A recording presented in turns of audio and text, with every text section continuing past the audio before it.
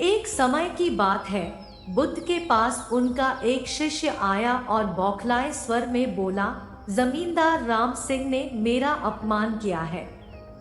आप सभी चलें, उसे सबक सिखाना होगा। बुद्ध बोले, प्रियवर, सच्चे बौद्ध का अपमान करने की शक्ति किसी में नहीं होती।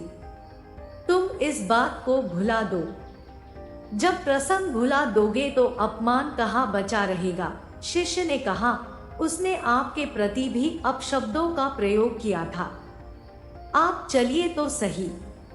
आपको देखते ही वह शर्मिंदा हो जाएगा और क्षमा मांग लेगा। इससे मैं संतुष्ट हो जाऊंगा।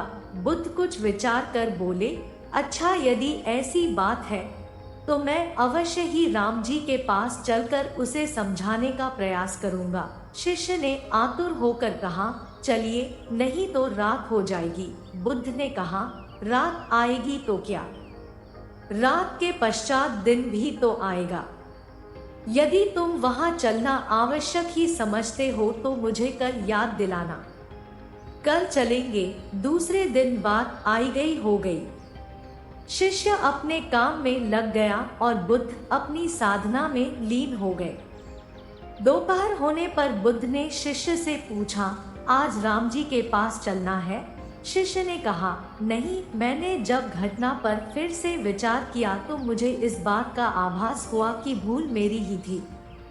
अब राम जी के पास चलने की कोई जरूरत नहीं है। बुद्ध ने मुस्कुराकर कहा, अगर हम तुरंत प्रतिक्रिया देने से बचे तो हमारे भीतर की कटुता समाप्त हो जाती है।